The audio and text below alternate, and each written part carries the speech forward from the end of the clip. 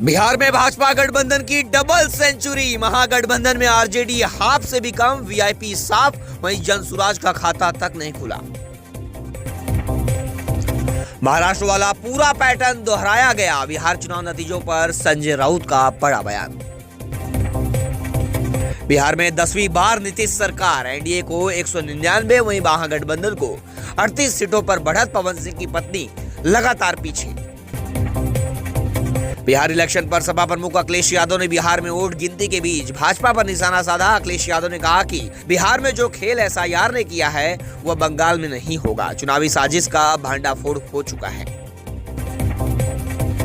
Dahisar toll नाका shift नहीं हो पाया, सिर्फ काउंटर 50 मीटर दूर खिसकाया गया। वादे के मुताबिक 13 नवंबर को भी दहीसर टोल नाका शिफ्ट नहीं हो सका। हुआ सिर्फ इतना कि मुंबई से सूरत जाने वाली दिशा का टोल काउंटर 50 मीटर आगे कर दिया गया। मुंबई से सटे कल्याण में नकली आरपीएफ इंस्पेक्टर गिरफ्तार किया गया है। स्टेशन पर आरपीएफ एएसआई की वर्दी में घूम रहा था, किसी तरह पुलिस ने गिरफ्तार किया। उद्धव ठाकरे ने विभाग प्रमुखों से मांगी इच्छुक उम्मीदवारों की सूची। महानगरपालिका चुनाव से पहले महाराष्ट्र में हलचल तेज हो गई है। वहीं राज ठाकरे ने भी मांगी चुनाव लड़ने के इच्छुकों की जानकारी। वहीं महाराष्ट्र कांग्रेस की राज्य चुनाव समिति की 2 दिवसीय बैठक गुरुवार को संपन्न हुई, जिसमें नगर परिषद और नगर पंचायत चुनाव के लिए उम्मीदवारों के नाम पर मुहर लगी है। वहीं मनसे के साथ चुनाव लड़ने अभी किसी जिले से कोई प्रस्ताव नहीं है। सबका दिल्ली ब्लास्ट मामले में बड़ी खबर। मुंबई से जुड़े आरोपी के तार भिंडी बाजार, नागपाड़ा और डोंगरी की कई लोगों से संपर्क में थी शाहीन। वर्कलोड कर रहा बीमार, कोरोना के बाद कम उम्र में ही लोगों को जकड़ रही डायबिटीज। कोरोना महामारी के बाद डायबिटीज के मामले तेजी से बढ़ रहे। वडाला में रेजिडेंशियल ड्रोन डिलीवरी इंफ्रास्ट्रक्चर होगा तैयार, विशेष स्काईपॉड जोन बनेगा। मुंबई की सोसाइटियों में अगले साल ड्रोन से सामान की डिलीवरी, एक बार में 10 किलो का शिपमेंट। मुंबई क्राइम ब्रांच और एंटी नारकोटिक्स सेल द्वारा गिरफ्तार किए गए सलीम सुहेल शेख ने पुलिस पूछताछ में खुलासा किया कि दुबई और देश में बड़ी डी गैंग और सलीम डोला के कहने पर उसने कई ड्रग्स पार्टियां आयोजित की थी।